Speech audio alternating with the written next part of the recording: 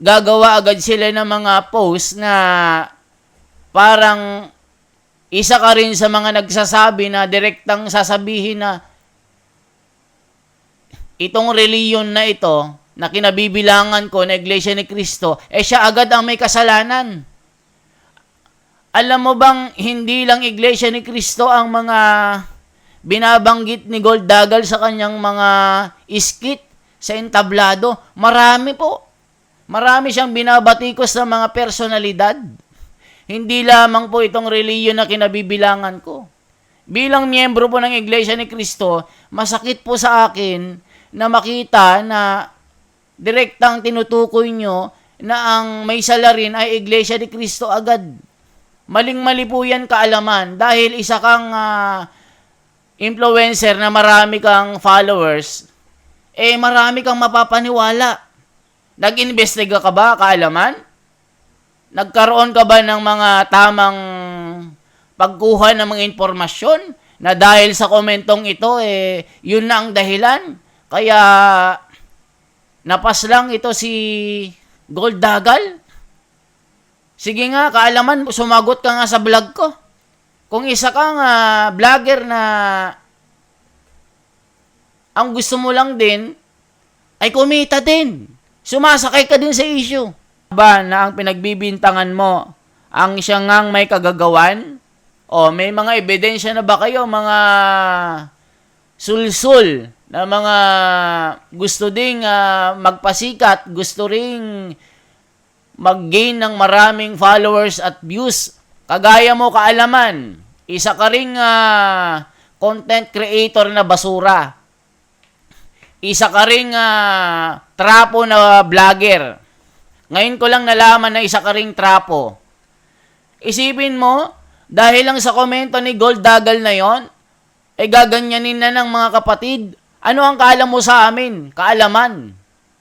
Mataas ang respeto ko sa iyo, kaalaman, dahil magaling kang gumawa ng mga content mo na informative talaga at meron kang matututunan, pero dahil dito sa ginawa mo, nasira ang respeto ko sa iyo. Dapat kaalaman, maging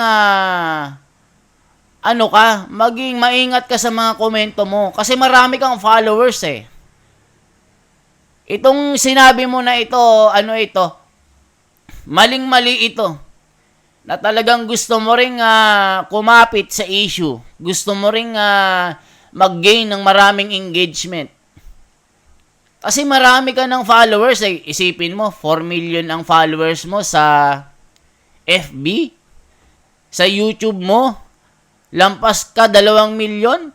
Tapos magpo-post ka ng malisyosong komento tungkol po sa Iglesia ni Cristo, kahit hindi mo binanggit ang pangalang Iglesia ni Cristo, tumutukoy dito ito.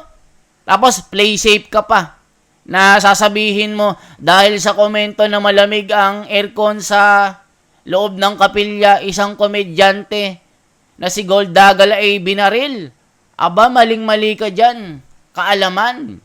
Mga mahal kong mga kababayan at mga kapatid, magandang umaga sa inyong lahat.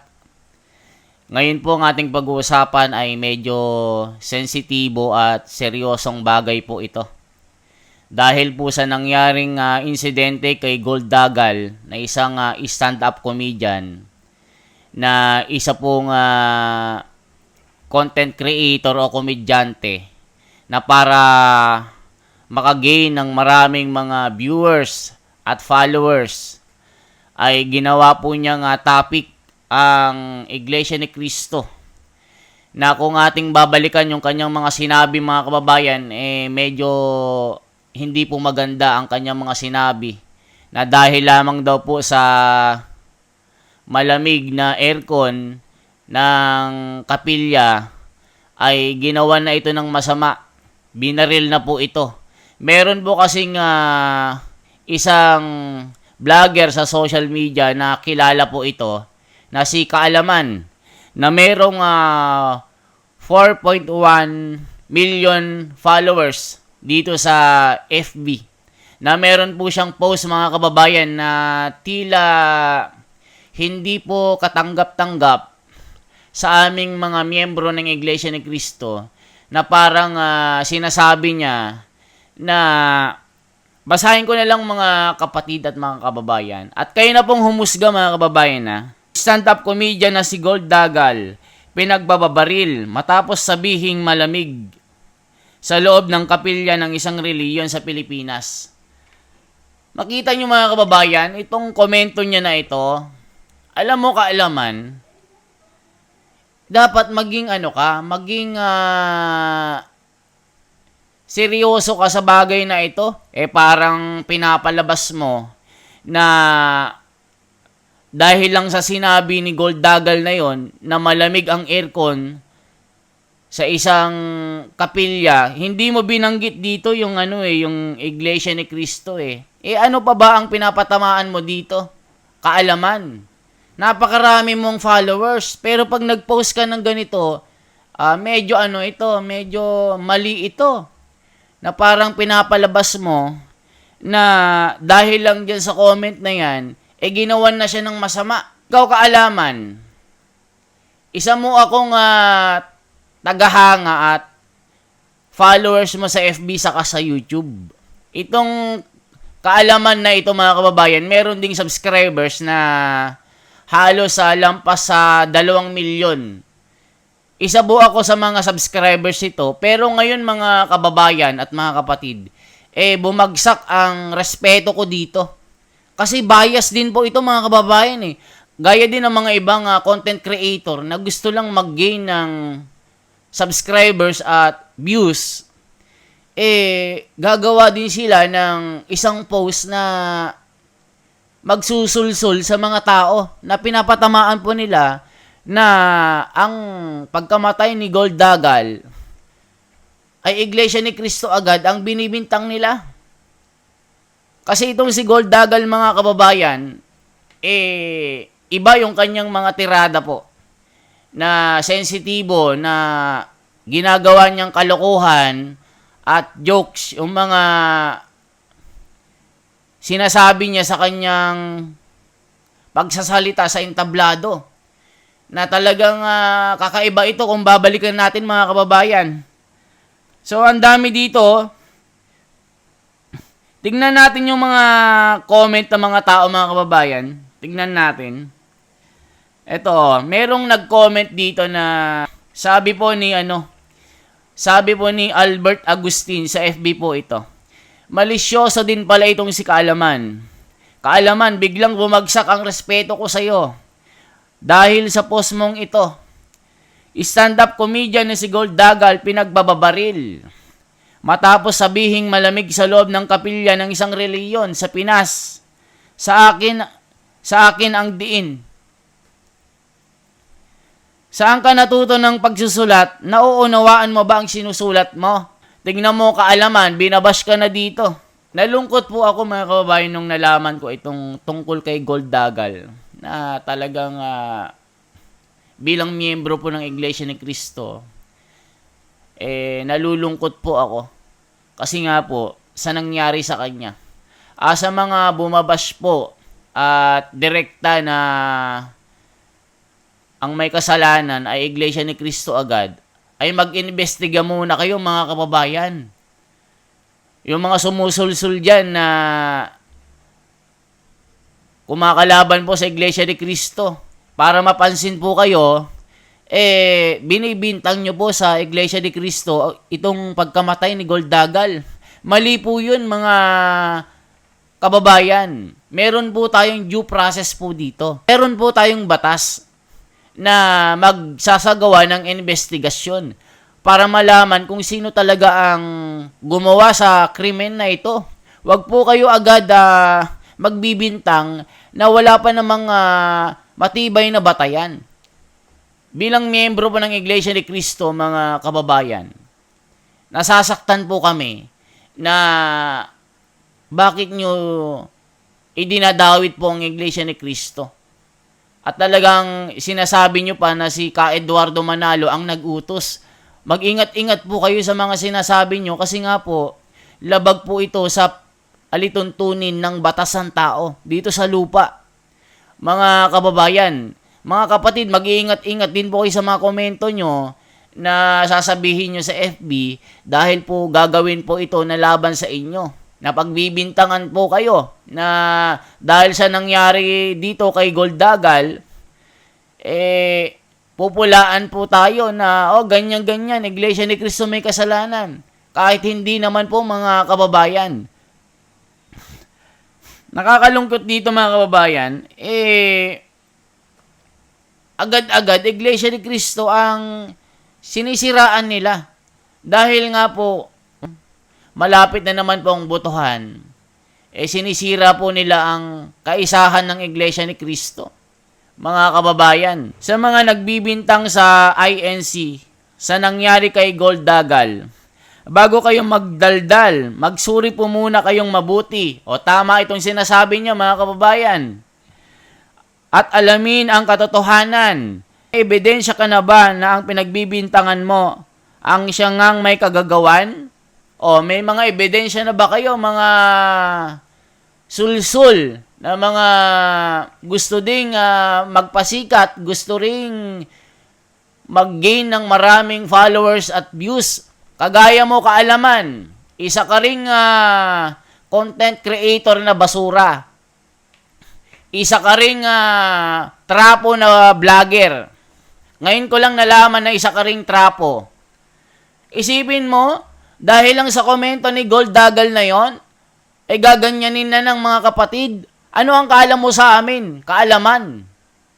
Mataas ang respeto ko sa iyo, kaalaman, dahil magaling kang gumawa ng mga content mo na informative talaga at meron kang matututunan, pero dahil dito sa ginawa mo, nasira ang respeto ko sa iyo. Dapat kaalaman, maging maging maingat ka sa mga komento mo kasi marami kang followers Itong sinabi mo na ito, maling-mali ito. Na talagang gusto mo ring kumapit sa issue. Gusto mo ring mag-gain ng maraming engagement. Kasi marami ka ng followers. Isipin mo, 4 million ang followers mo sa FB. Sa YouTube mo, lampas ka 2 milyon. Tapos magpo-post ka ng malisyosong komento tungkol po sa Iglesia ni Cristo. Kahit hindi mo binanggit ang pangalang Iglesia ni Cristo, tumutukoy dito ito. Tapos play safe ka pa na sasabihin mo dahil sa komento na malamig ang aircon sa loob ng kapilya, isang komedyante na si Goldagal ay binaril. Aba, maling-mali ka dyan. Kaalaman, maling-mali ka. Akala ko ba magaling ka na content creator? Bakit naging ganyan ka na? Dahil ba gusto mo ring magpasikat? Alam mo kaalaman, kailangan maging ka dito, maging hindi ka bias dito, na hindi ka isang sulsul din na gaya ng iba na para lang lumakas din ang kanilang engagement at maraming magko-comment sa kanilang mga pinopost sa FB at ginagawa nilang vlog. Gagawa agad sila ng mga post na parang isa ka rin sa mga nagsasabi na direktang sasabihin na itong reliyon na ito na kinabibilangan ko na Iglesia ni Cristo, siya agad ang may kasalanan. Alam mo bang hindi lang Iglesia ni Cristo ang mga binabanggit ni Goldagal sa kanyang mga skit sa entablado? Marami po. Marami siyang binabatikos sa mga personalidad. Hindi lamang po itong reliyon na kinabibilangan ko.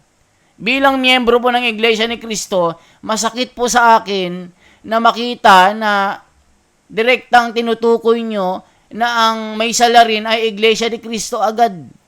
Maling-mali po yan, kaalaman, dahil isa kang influencer na marami kang followers, marami kang mapapaniwala. Nag-investiga ka ba, kaalaman? Nagkaroon ka ba ng mga tamang pagkuha ng mga impormasyon na dahil sa komentong ito, yun na ang dahilan? Kaya napas lang ito si Goldagal? Sige nga, kaalaman, sumagot ka nga sa vlog ko. Kung isa kang vlogger na ang gusto mo lang din ay kumita din. Sumasakay ka din sa issue. Dati, okay ka eh. Ngayon na nagkomento ka ng ganyan eh. Isa ka ring basura na vlogger na trapo. Totoo yan. Isipin mo, magpo-post ka ng ganito na hindi ka man lang naghintay ng mga lumabas na mga balita. Halimbawa po, yung investigasyon ng mga pulis, inantay mo muna. Kung merong tinutukoy mismo doon, nalaman na ba ng mga kapulisan na ang perpetrator o ang may sala ay Iglesia ni Cristo? Na isang gumawa ng krimen ay miyembro ng Iglesia ni Cristo? O tignan nyo nga, mga kababayan, husgahan nyo nga po ito. Ano po ang masasabi nyo dito sa sinabi ni Kaalaman? Di ba mga kababayan, ulitin natin para sa mga hindi po nakakaalam. Lisyoso din pala itong si Kaalaman. Kaalaman, biglang bumagsak ang respeto ko sa iyo dahil sa post mong ito. Stand-up comedian na si Goldagal, pinagbababaril matapos sabihing malamig sa loob ng isang kapilya ng isang reliyon sa Pinas. Goldagal, pinagbabaril dahil sa komentong ito? Ano akala mo sa amin? Kaalaman, mababang uri?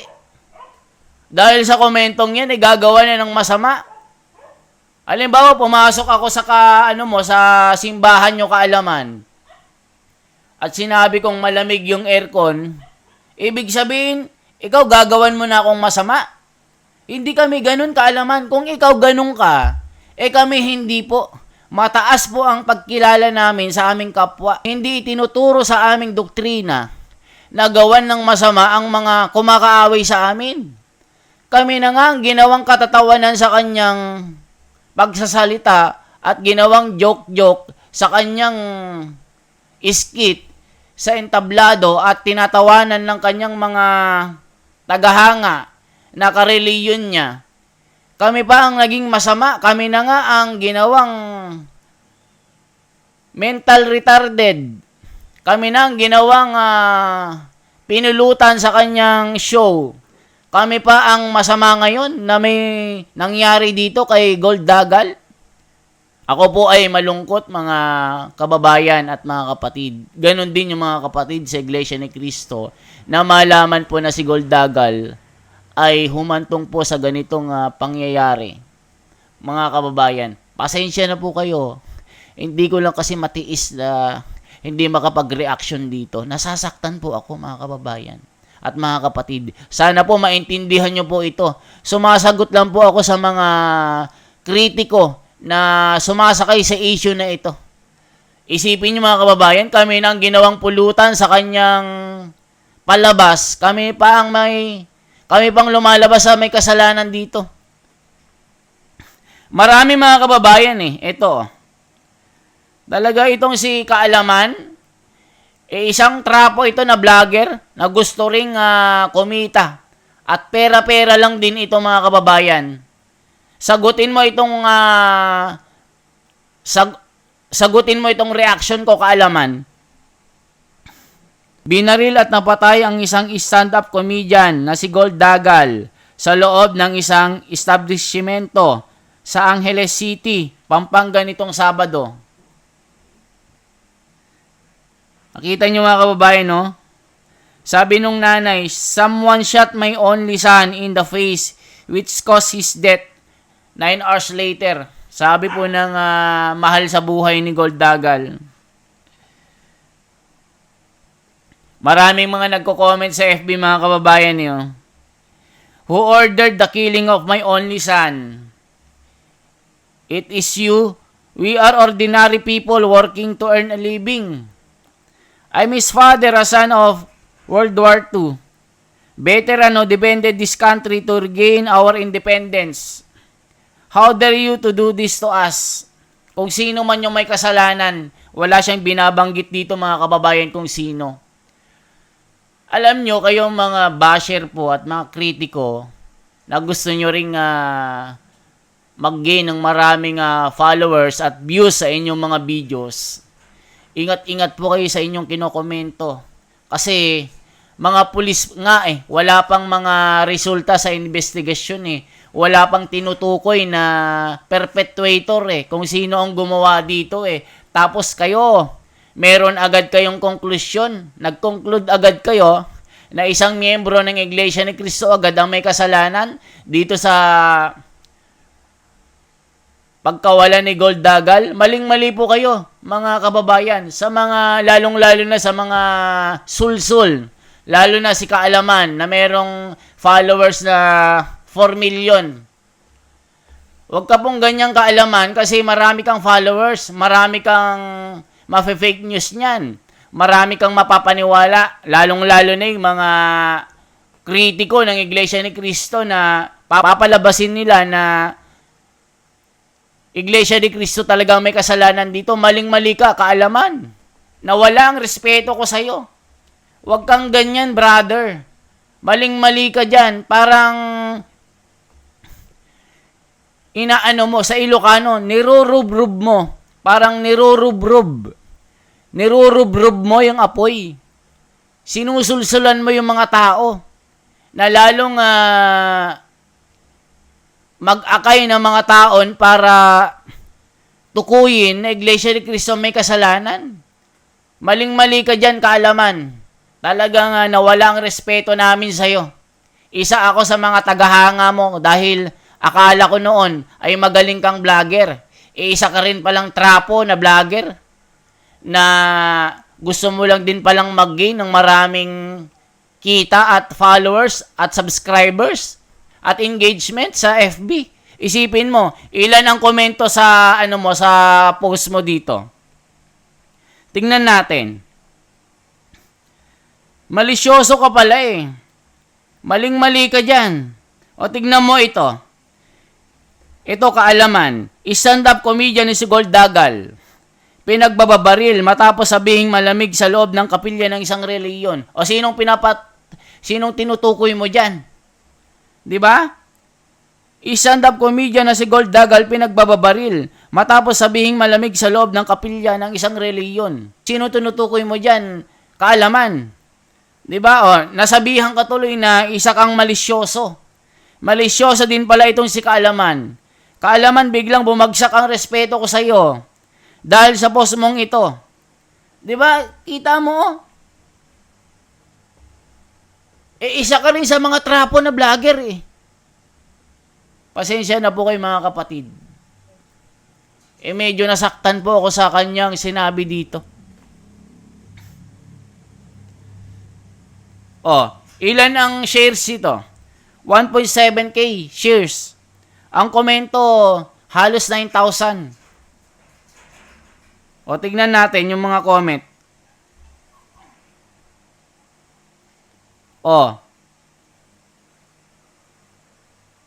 May tingnan mo mga kababayan. May mga komento dito.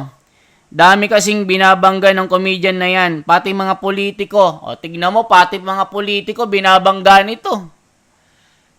Human rights saka mga kapulisan. Isipin mo, pati kapulisan binabangga nito Isipin nyo, Iglesia ni Cristo lang ba ang ginagawang joke-joke nito, si Gold Dagal? Tapos nung may nangyari sa kanya, INC na ang sinisisi. Kayo na pong humusga. Nasaan ang hustisya dyan? Saan po ang justice? Saan ang due process of law? INC agad ang pinagbibintangan nyo. Dami kasing binabangga na comedian na yan. Pati mga politiko. Human rights. Saka mga kapulisan. Tapos nung may nangyari na, Iglesia ni Cristo agad ang direktang may kasalanan. Ganun na yon? Ganun na ba sa Pilipinas? Pagka may nangyari sa isang tao, Iglesia ni Cristo agad. Wala pong turo sa amin na ganyan, mga kababayan. Mga doktrina po na sinusunod namin ay mahalin namin ang aming kapwa. Mahalin ang pamilya, mahalin ang mga magulang. maging mabuting tao sa lipunan, maging sa mata ng Diyos, sundin ang kanyang mga doktrina. Mga kababayan, alam yan ng mga kapatid. Kaya itong issue na ito, sensitibo. Nandito lang po tayo para sumagot dito. Na bakit ganyan po kayo sa amin? Sa tuwing may mga kritiko na bumabanat sa amin at mayroong nagawang masama, Iglesia de Cristo agad ang tinutukoy nyo. Ang dami palang binabanatan ng taong ito. Tignan yung komento, oh. Dami kasing binabangga ng comedian na yan. Pati mga politiko, human rights, saka mga kapulisan, oh. Tapos isisisi agad sa Iglesia de Cristo. O, tignan nyo yung comment, mga kababayan. Ito, hindi siya miyembro ng Iglesia de Cristo. O, may nag-comment dito, si Jelvin Fajardo. With all due respect, sir, many of your followers who are also members of the Iglesia de Cristo are watching and reading your content. And they are truly knowledgeable. However, could you kindly consider revising your caption? Unless you have concrete evidence that the religion you are referring to is responsible for the crime you mention. It would be best to refrain from the making such claims. Please demonstrate, sir, that your page provides valuable insight or kaalaman or not merely rumors. O, tignan mo kaalaman. Hindi lang naman mga Katoliko, born again, sa Batista, Seventh-day Adventist, Protestante, mga Muslim ang followers mo. Marami ring mga Iglesia ni Cristo. O tignan mo sa malisyosong content mo na yan. Nasabihan ko tuloy dito na ba't ganyan yung post mo kaalaman? Hindi maganda yung sinasabi mo dito. O tignan mo si Armando Blancia. Idol kita noon. Pag binibiro mo at sinisiraan ang INC, yan ang di maganda. Baka mapahamak ka rin dahil marami dyan kumakalaban sa INC kahit ano gawin nila para siraan ang INC. Di natin alam, baka ginagawa yan para i-blame sa INC. O mga kababayan, baka ginawa lang ng kalaban ito para i-blame sa Iglesia de Cristo. Tignan nyo mga kababayan, ulitin ko. Para kay kaalaman, idol kita noon. Pero pag binibiro mo at sinisiraan ang INC, yan ang hindi maganda. Baka magaya ka rin. Dahil marami dyan kumakalaban sa INC, kahit ano gagawin para siraan ang Iglesia de Cristo. Tignan nyo mga kababayan, ito'y isang phrase dito na baka ito nga ay gawain ng kalaban ng Iglesia de Cristo. Di natin alam, baka ginawa nila yan para i-blame ang INC. Yan ang ibig kong sabihin, baka mapahamak ka rin. Sana bago ka magsalita ng negative sa INC, magsuri ka muna. Di ba ikaw si kaalaman? Ba't wala kang alam? Subukan mong makinig sa INC at mag-usisa sa aral namin para malaman mo kaalaman at makaalam ka rin at magkaroon ka ng kaalaman sa aral sa INC. Saka mo isipin kung kaya ba namin gawin yung binibintang mo. Salamat po. Ayan mga kababayan, sa mga nagsasabi na kaming mga Iglesia ni Cristo ay isang uri ng kulto, mali po kayo. Bukas po lahat ng mga kapilya po sa lahat ng mga lugar na mga lokal po. Pwede po kayong pumasok. Pwede nyo pong pag-aralan ang mga doktrina. Saka kayo manghusga kung kaming mga Iglesia ni Cristo ay magagawa po namin yan yung mga bintang nyo. Napanood ko yung video niya tungkol sa INC. Grabe dami nagko-comment na INC puro pagbabanta ang inabot niya . O tignan nyo. Masisiguro nyo ba na yung mga nagko-comment ay mga Iglesia ni Cristo? Nang huhusga agad kayo na kami agad ang nagbabanta. First, this is terrible. First, this is very terrible news. Even he did speak ill about INC. Second, your caption is bad. Like you are implying INC did this and no other info about the murderer. It's in our doctrine that even though others did bad things to us, we never do bad things back to them, but instead, still show our kindness. And even if turns about a member really did this, for sure they will be excommuned from the church and face the law of man. Mga kababayan, naintindihan po natin ito. Itong post ni Kaalaman ay isang malisyoso na isang trapo din na vlogger na hindi man lang nagsasaliksik ng mga valid na mga ebidensya bago mag-post ito. Isa ka rin palang trapo, Kaalaman eh. Isa ka rin palang vlogger na bias eh. Na bakit ganito yung post mo? Pinag-aralan mo ba yung post mo? Meron ka bang mga legit na mga ebidensya na kaya may nangyari dito kay Gold Dagal ay dahil dun sa komento niya na yon regarding dun sa aircon na yan sa loob ng kapilya? Sige nga, Kaalaman. Ngayon, binabash ka ngayon. Tignan mo. Ito pa, Gina Nueva Marco.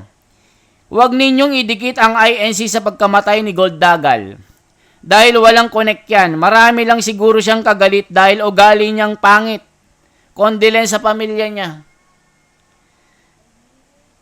Cholo Sweta Lago. Sabi niya, sa mga nagbibintang sa INC sa mga nangyari kay Gold Dagal, bago kayo magdaldal, magsuri po muna kayong mabuti at alamin ang mga katotohanan. May ebidensya ka na ba na ang pinagbibintangan mo ang siya ngang may kagagawan? Sa pinagsasasabi ninyo, kapag ikaw naman ang nabaril, halimbawa, isisi nyo na naman sa isang reliyon na pinagbibintangan nyo, o tignan nyo. Diba? Paano na naman pag may nangyari sa inyo? Iglesia ni Cristo na naman ang ibibintangan nyo. Naku po, dapat maging ano po kayo, maging hindi kayo bias dito kasi napaka-sensitive po ito mga kababayan eh. Mag-ingat-ingat po tayo sa mga sinasabi natin. Wala pang ang ebidensya, pati mga kapulisan, wala pang inilalabas na conclusion kung sino nga ang gumawa dito sa krimen na ito. Tapos kayo naman na mga gustong mangsulsul, gustong painitin ng issue, ibabato nyo agad sa amin ang mga Iglesia ni Cristo. Kami na agad ang mga kriminal. Mali po yun, mga kababayan. Mahal po namin ang aming mga kapwa. Kahit kami ay ginagawang pulutan sa kanilang mga chismis, sa kanilang mga entertainment show. Kami ang ginagawa nilang piyestahan sa kanilang usapan. Tapos, nung may nangyari na sa kanila, kami nang may kasalanan. Saan po ang hustisya, mga kababayan? Nasaan po doon? Kami po nakikiramay sa nangyaring ito. Hindi po namin gusto na may mangyari sa taong ito. Kami nga po, pinapanalangin po namin ng mga kumakalaban sa amin ay mapabuti ang kanilang mga buhay. Na wag po silang mapahamak. Dahil ayon na rin po sa Biblia, sa Isaias 41:11, sa Isaias 41:11, na sinasabi dito, na merong tinutukoy ang Biblia, sa lahat ng lalapastangan sa iyo, lahat ng aalimura, lahat ng manggigipit sa iyo, ay aking paparusahan, aking gagawan ito ng hindi niya gugustuhin. Maglalaho ito na parang bula. Yan po yung nasa Biblia, mga kababayan. Hirap sa inyo, nakatanim na sa puso't isip nyo ang galit, kaya pag may nangyari na hindi maganda, INC na agad ang sisisihin nyo. Umayos kayo, wag basta-basta manghusga at magbintang. Di kinukonsinti sa INC ang anumang uri ng labag sa batas ng tao at batas ng Diyos. Ugali talaga ng tao sa huling araw. Ikalawang Timoteo 3:1-5. Datapwat alamin mo ito, sa mga huling araw ay darating ang mga panahong mapanganib, sapagkat ang mga tao ay magiging maibigin sa kanilang sarili, maibigin sa salapi, mayayabang, mga pagmalaki, mapagtungayaw, masuwayin sa mga magulang, mga walang turing, mga walang kabanalan, walang katutubong pag-ibig, mga walang paglulubag, mga palabintangin, mga walang pagpipigil sa sarili, mga mabangis, hindi maibigin sa mabuti, mga lilo, mga matitigas ang ulo, mga palalo, mga maibigin sa kalayawan, kaysa sa mga maibigin sa Diyos, na may anyo ng kabanalan, datapwat tinanggihan ang kapangyarihan nito. Lumayo ka rin naman sa mga ito. Tignan mo mga kababayan, nasa Biblia pala ito. May nangyari na ngang masama sa tao, ginagamit nyo pa sa mga malicious content nyo. Kulang ang kaalaman mo kung hindi ka marunong magrespeto sa kapwa mo. O, kaalaman, narinig mo ito. Narinig mo ito, kaalaman. Para sa'yo ito. Maging wag kang maging bias, kaalaman. Ito'y bilang miyembro ng Iglesia ni Cristo, wag ka agad magko-conclude na may kinalaman po ang Iglesia ni Cristo na reliyon na kinabibilangan ko. Wala pong doktrina na ganyan sa amin, na ang mga kaaway namin ay gagawa ng masama. Bagkus ipinapanalangin po namin ang mga ito. Marami pong natapakan itong taong ito kaya may nangyari sa kanya. Hindi lang Iglesia ni Cristo ang kanyang ginagawang joke sa kanyang entablado. Marami po. Nabanggit nyo naman sa nag-comment. May kapulisan, may human rights, may mga politiko siyang ginagawang katatawanan. Bakit kayo magko-conclude agad na Iglesia ni Cristo agad ang tinutukoy nyo dito? O eto mga kababayan, Iglesia ni Cristo kami. Masakit maparatangan sa caption idol. O, tignan mo, kaalaman, no? Dahil sa iyong malisyosong post mo, unfollow ko na to, kaalaman. Your name represent knowledge, but your caption says otherwise. Bakit ka nag-construct ng ganyang caption mo? How do you even have evidence to prove your statement? I'm saying this for your own sake. Galawin mo na lahat. Wag lang ang Iglesia ni Cristo. Ayan, mga kababayan. Dahil sa iyong komento na ito, ay dami mong followers na kapatid. Bakit ganyan ang post mo dito, kaalaman? Maging ano ka naman, kaalaman, maging wag kang trapo. Huwag kang paggamit sa mga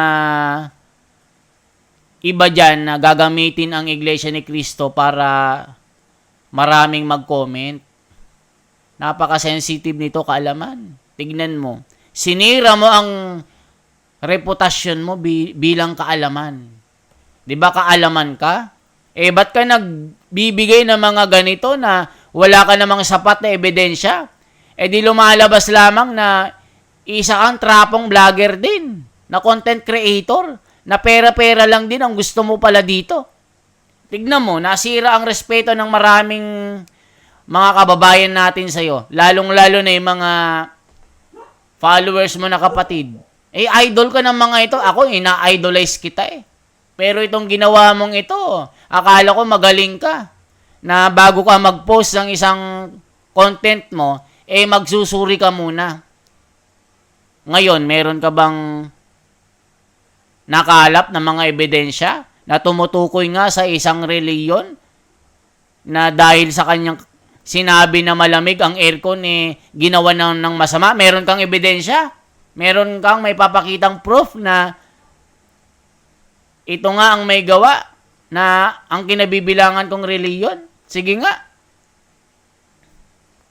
I really love kaalaman, lalo sa mga documentaries niya, nagsimula. Pero sa caption, is very misleading. As INC member, very disrespectful ito. Pamamaril is the cause of death. Yes, but the intention to shot the guy is different. And hindi member ng INC yung bumaril. So why use that caption?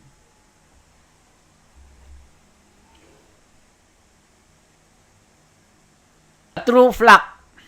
Kaalaman, bago ka mag-post, dapat bago ka muna mag-post, ay pinalitan mo muna yung page name mo na kachismisan o di kaya ay kamangmangan.